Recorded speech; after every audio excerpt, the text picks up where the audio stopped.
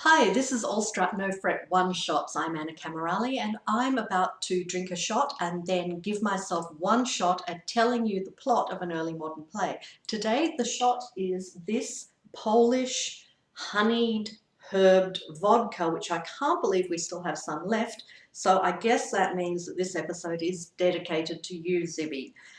And in the spirit of this, the play today is a very strange little piece from 1622 written by William Rowley called The Birth of Merlin, or The Child Hath Found His Father, which was first performed at the Curtin in that year 1622, which puts it firmly in the Jacobean period. But to me, it feels so much more medieval, probably because a lot of the source material is drawn from much more widely known Welsh legend, Arthurian legend, and the writings of Geoffrey of Monmouth, who was writing in the 14th century. So I suppose that's why.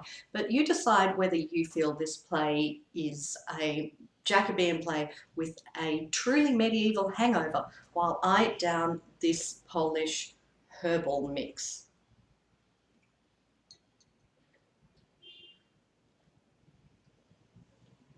So I'm going to cheat a tiny bit with this piece because this play has three main plot lines which do touch at funny points all the way through but aren't overly intermingled. And so rather than working through the play scene by scene, I'm going to tell you the plot separately because otherwise it gets really confusing. So to start with the simplest and also the first scene of the play, we meet a lord who has two grown-up daughters who he wants to marry to two very noble, well-born and chivalric young lords. Now, one pair are already betrothed, that's going nicely, but then he speaks to his second daughter, Modestia, and she explains that she's decided that she wants to consecrate her virginity to God and never marry. Now, this is a bit of a disappointment to the other chap who was waiting in the wings, but at the moment, no one's giving her too much trouble. What they do is they say they're going to consult the hermit, who they go to for wisdom on matters of spiritual nature. And if he says that it is better for her to remain a virgin than to marry, they will give her their blessing probably. So they find the hermit. The hermit actually backs her up on this, and what's more, and here's the twist, Modestia actually persuades her sister Constantia of the superiority of the path of holy virginity for a woman. And so now both nice young men have been ditched, which is really unusual for women on stage in this period when we're usually used to seeing these marriages set up and concluded pretty slickly.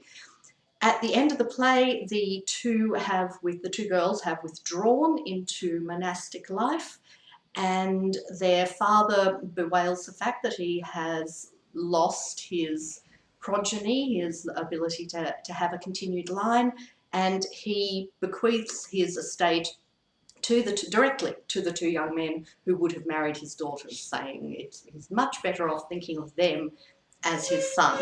The thematic reason this matters will come up a little later when we go on to the next couple of plots. That's the first plot. Plot two is the central kings and queens kind of plot. King Aurelius of the Britons has finally succeeded in defeating the Saxons after a very brutal battle where many English kings were killed because of some treachery that will come up a little later. But in a Night of the Long Knives, in its that's sort of the foundational myth of the Night of the Long Knives before it was applied to more modern instances in history. The Saxons pretended to ally with the Welsh king Vortiger, remember that name, and then gathered on that pretext that they had formed this alliance, gathered a meeting of all the kings to sign a treaty, and instead murdered almost all the English who were present at the meeting. So that happened before the play. Since then, Aurelius took over marshalling the troops, beat the Saxons, and now they're going to get an embassy from the Saxons to beg for peace and try and arrange a treaty. But here's the twist. The ambassador sent by the Saxons is none other than the beautiful Princess Artasia, and King Aurelius is instantly smitten with her and decides to marry her, much to the horror of everyone in his court. They're deeply distressed that he wants to do this, but he does marry her. Then as the play goes on, because remember I'm jumping along a little, the scenes are actually intercut, as the play goes on, she attempts to seduce Aurelius's brother Uta. That's a name you might be a little more familiar with, and kind of succeeds, but then kind of doesn't. And then she poisons Aurelius. Uta takes over, and by the end of the play, they have captured Artasia, and they, in the last scene of the play, they come up with all sorts of terrible ways they can think of to execute her, and she just laughs at them, which is, well, let's face it, theatrically kind of fun. So that is the second strand. You're probably wondering, what's this about the birth of Merlin? Where is Merlin in all this? Well, that's the third strand, and we don't get into that until Act 2, when we meet a poor peasant woman called Joan and her brother, who is only noted in the script as Clown, which many people think is a self-insert right for William Rowley, the part he wanted to play. Clown is Joan's brother. He is appalled to find that she has remained unmarried but is spectacularly pregnant, and doesn't seem to know who the father is. She's able to tell him that he was noble, that he was handsome, that he was gentle, but she doesn't know who he was. So they set off to try and find who was the father to Joan's soon-to-be baby. They meet several lords. The lords are all horrified at the idea that they would go anywhere near Joan and repudiate the suggestion, including our central lordly, chivalric, knight-like hero, Sir Adol, who's supposed to be admirable, who gets so offended at the idea that he might have seduced Joan that he decides to beat her. That's right, he beats a poor, pregnant beggar woman on stage, and it's played as if that is just going to be hilarious. I've never really understood how the early modern period got laughs out of that scenario, because it actually crops up all the time, quite often, including in Shakespeare's Merry Wives of Windsor. So Sir Adol beats Joan, and she says, okay, well, I guess it wasn't him. Eventually, they meet the devil, who is, in Joan's eyes, dressed as a noble lord, but appears horrible to the clown.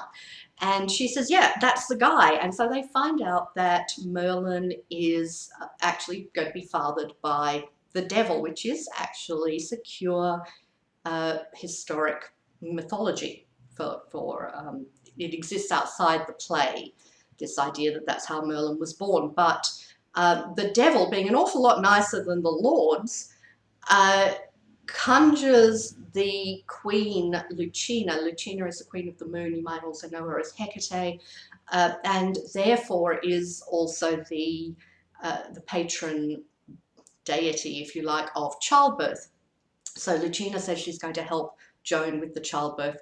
Joan gives birth off stage, fortunately, because when she comes back on again, Merlin, who she has just given birth to, is fully grown and bearded. And a lot of the fun of this play is trying to figure out how they staged this stuff. So Merlin instantly decides to reject his devil father and instead follow the path of goodness, because he's able to see the future and see what his role should be to play in Arthurian legend. So they go off to Wales, where King Vortiger, remember I mentioned him? King Vortiger is in Wales, and he has a Saxon magician with him called Proximus. And Proximus is trying to help him figure out why, when he builds his castle, it keeps falling down, the building works collapse overnight. This too, this part I'm going to tell you now, is part of Welsh and Arthurian legend. And the magicians managed to come up with the rule of the idea that if they can find a child who is born of mortal woman and of spirit or non-mortal father and sprinkle his blood on the earth, the castle will be able to be built. So next thing, here comes Merlin and Joan and the clown, and Merlin gets sick of the clown talking too much and puts a spell on him so he can't talk, and so there's some quite funny business with the clown wanting to keep interjecting the way he has been for the rest of the play, and he can't because his mouth has been sealed shut by Merlin. But Vortiger says to Merlin, well, you're obviously the person spoken of in the prophecy. I need to sacrifice you and spread your blood here. And Merlin says, no, that's not how it's going to work. And Proximus, the Saxon magician, gets a bit combative with him, little bit of rivalry between magicians here, and says, oh, yeah, really? That you think you know better? And Merlin says, well, you really shouldn't laugh because you're about to die by being hit by a rock. And Proximus laughs, and a rock falls down from the ceiling and crushes Proximus and kills him. This is what I'm talking about really the fun in this play being, how do you think they did that?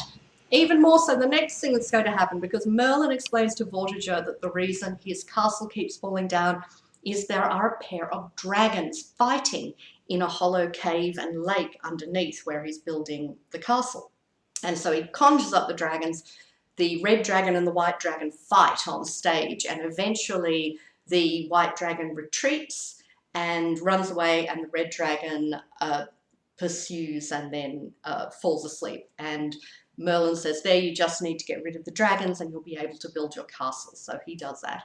But he also prophesies to Vortiger that his treachery with the Saxons, which we spoke of earlier, will result in his downfall, and Aurelius and Uta will win the day in the end. And so that's when the battles start, and we get a series of scenes that are battles between the Saxons and Vortiger's people and Sir Adolf, Sir Uta, and the Britons. And eventually, of course, at this stage in history, the Britons win.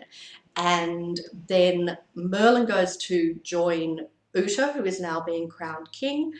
And this is where the threads come together, because, as I mentioned, Artasia is brought on in chains and condemned to death. And the whole play perplexingly ends with Uta asking Merlin to show him his future, and Merlin giving quite a spectacular pageant show of conjured spirits, a little bit like the one in Macbeth, where Macbeth goes to the witches and they show him Banquo's line. What Merlin shows Uta is Arthur, who hasn't been mentioned up to this point, gathering together the homage of 13 kings, but then being struck down by death, who turns up and strikes Arthur. And Arthur sickens and then passes his crown before his death to, of all people, Constantine. And so it's not really a very upbeat note. It's saying, here is Arthur, he will succeed you, Uta, to the crown, unite the Britons, but then the Saxons will overrun Britain, and Arthur will die prematurely. But Uta says, he shows his wisdom by saying, thank you, Merlin, for that wise advice. This is going to help us to know what we need to know about the future.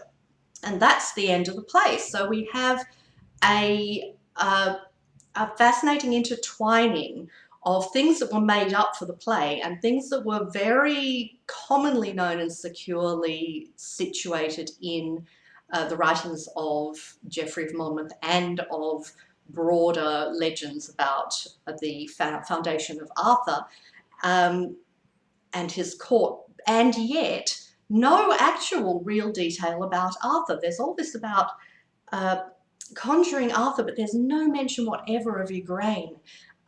There's no mention of, the only strong female character we see, Artasia, is